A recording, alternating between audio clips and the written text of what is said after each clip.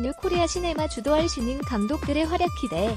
남북한 복원 고전 영화 전 세계인들에게 보여주고 싶어. 오석근 영화진흥위원회 위원장, 서울연합뉴스, 김은주 논설위원. 세계적으로 한국 영화의 위상이 높아진 것은 사실입니다. 현 상태에 안주하지 말고 새로운 한국 영화를 주도하는 작품이나 감독이 나와야 합니다. 오석근 영화진흥위원회 위원장은 천만 관객의 환상에 젖어 과감한 도전을 하지 않는다면 한국 영화는 어느 순간 힘을 잃을 수 있다고 우려했다. 오 위원장은 신인 감독들이 새로운 한국 영화를 만들어내야 하고 영진위는 이를 견인해야 한다고 지적했다. 또한 내년 한국 영화 100주년을 계기로 영화계의 화합을 이루어내고 국제 무대에서 남북한 고전 영화를 전 세계인에게 보여주는 방안을 추진 중이라고 밝혔다. 서울 중구 충무로 서울영상미디어센터에서 오 위원장을 만났다. 지난 5월 칸 영화제를 다녀왔다. 칸 영화제에서 느낀 한국 영화의 국제적 위상은 지난 20년간 임권택, 이창동, 홍상수, 박찬욱, 봉준호, 김기덕 감독 등이 해외에서 한국 영화의 위상을 높였다. 이 점은 충분히 감사와 존경을 받아야 한다. 그러나 신인 감독들이 나오지 않고 이들만이 한국 영화를 대변한다고 생각한다면 이는 위기이다. 새로운 한국 영화를 만들어내야 하고 영진위는 이를 견인해야 한다. 한국 영화의 창의적 부분은 높게 평가하나 새로운 한국 영화를 주도하는 작품이나 감독이 나오지 않는 데 대해서는 갈증이 있다. 베트남, 인도네시아, 태국 등 동남아시아에서는 젊은 영화 감독들이 똘똘 뭉쳐서 프리시네마 운동을 벌이고 있다. 우리가 천만 관객에 안주할 경우 홍콩 영화처럼 어느 순간 힘을 잃을 수 있다. 뉴코리아 시네마를 만들어내지 않으면 안 된다.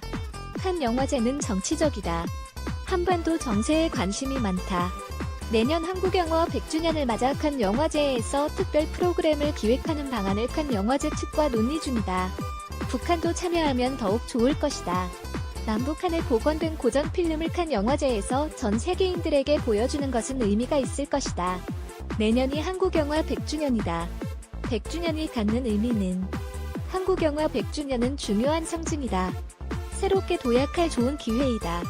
키워드는 화합이다. 100주년 사업에서 원로 영화인들과 젊은 영화인들이 갈등을 풀고 화합하도록 해야 한다. 우선 한국 영화사에서 중요한 고전 영화를 발굴, 복원하는 것이 중요하다.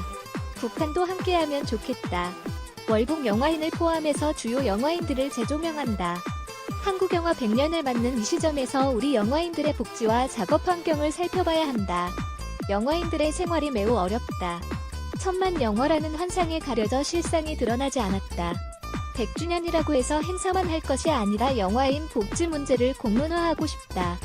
영화 관객 견2혁명 시대이다. 그런데 이것이 맥시멈이다. 인구도 줄어드는 상황에서 미래 관객을 확보하지 않으면 한국 영화는 사양길로 들어설 수밖에 없다. 가장 좋은 방법은 초중고교에서 영화가 정규 과목에 들어가는 것이다. 현실적으로 힘들면 방과 후 프로그램에 넣는 방안을 연구해야 한다. 지자체와 함께 할 수 있는 관객 개발 프로그램을 생각해 볼 수도 있다. 영진위가 문화예술계 블랙리스트 집행기관 노릇을 한 데 대해 공식 사과를 했다. 지난 몇 달간 영진위 직원들은 수차례에 걸쳐 특검 조사, 검찰 조사, 블랙리스트 진상조사단의 조사, 자체조사단의 조사를 받았다. 서로가 지쳐있는 상태이다. 그동안 영진위 직원들은 영화인들의 공격 대상이었다. 감당하기 힘들었을 것이다. 갈등과 상처가 심했다. 영진위가 앞으로 나아가려면 사과하는 것이 필요했다. 많은 영화인이 지원이 끊어지면서 삶이 피폐해졌다. 사과 한마디로 끝내기에는 이들의 피해가 너무 크다. 조사를 통해 진상규명을 해야 하고 피해를 본 분들에게 상응하는 피해보상 프로그램을 만들어야 한다. 특별위원회를 구성해서 시작할 계획이다. 오석근 영화진흥위원회 위원장. 부산국제영화제는 2014년 다큐멘터리 다이빙벨 상영을 놓고 부산시와의 갈등으로 어려움을 겪었다. 부산국제영화제는 외형적으로는 부침이 있었지만 다이빙벨 사태는 역설적으로 말하면 호재였다. 아시아권 영화제들은 정치적 영향에서 벗어날 수 없다. 정부의 지원을 받고 정부로부터 정치적 개입이 심하다. 부산국제영화제가 정부와 각을 세웠다는 것은 이들에게 매우 놀라운 일이었다. 일본 등 아시아 영화인들이 부산국제영화제 지키기 운동을 벌였다. 이번 사태를 통해 부산국제영화제는 더욱 단단해졌다. 관객 수가 줄어들고 국비 지원이 삭감되는 것은 그리 중요하지 않다. 문제는 올해 얼마만큼 파격적인 영화들이 프로그래밍에 잘 될 수 있는가이다. 프리미어 작품들이 부산국제영화제에 얼마나 몰릴 것인가, 그것이 영화제의 권위를 판단하는 기준이다. 프로그래밍만 잘 되면 관객이 줄어들고 늘어나고 하는 것처럼 외형적인 것은 별 의미가 없다. 스크린 독과점 문제가 심각하다. 먼저 해야 할 일은 한국 영화에 대한 통계를 제대로 정리하는 것이다. 막연히 아는 것에서 벗어나 스크린 독과점, 상영 독과점에 대한 정확한 데이터를 분석해야 한다. 그런 다음 하반기부터 공청회를 개최할 계획이다. 독과점, 수직 계열화를 바라보는 시각은 비슷한데 해결 방안에 대해서는 조금씩 생각이 다르다. 이를 하나로 묶어 영진위의 공식적인 입장을 정할 것이다. 영진위는 영화인들의 입장에서 태도를 정해야 한다. 세 번째가 법 개정이다.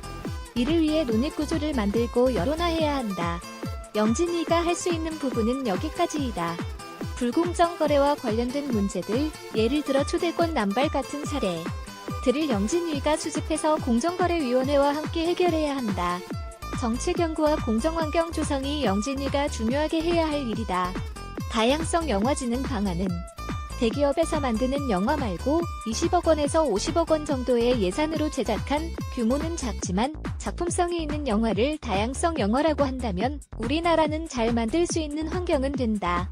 시간을 갖고 다양한 기획 개발을 할 수 있도록 예산을 배정하고 투자를 받을 수 있도록 투자 환경을 조성하겠다. 국내 극장 상영까지는 장담할 수 없으나 해외에 소개하는 것은 적극적으로 돕겠다. 국내 영화제 프로그래머들과 협력해서 해외 영화제에서 한국의 다양성 영화가 초청받도록 하거나 해외의 한국문화원에서 상영되도록 지원하겠다. 영화계도 미투 운동에서 벗어날 수 없다. 어떻게 대응하고 있는가? 성폭력 근절을 위한 상설기구인 한국영화성평등센터 등등을 만들었다. 개소식에서 배우 문소리 씨가 우리 모두 방주자다라고 말했다. 그 말에 동의한다. 영화계는 그 부분에서 벗어날 수 없다. 일부 영화인들의 경우 인식 자체가 안 돼 있다. 처절하게 반성하고 있다. 현장 방주자로서 책임을 져야 한다. 부단히 교육해야 하고 현장에서 끊임없이 환기해야 한다. 새로운 문화를 만들어야 한다. 아시아영화진흥기구 설립을 추진 중이다. 내 전제는 한국영화가 계속 사랑을 받으면 좋겠다는 것이다. 한류가 갖는 가장 큰 문제는 일방적이라는 것이다. 팔줄만 알았지 받아주지는 않는다. 한국영화는 국내 시장만으로는 한계가 있다. 시장 확대를 위해 아시아를 끌어안아야 한다.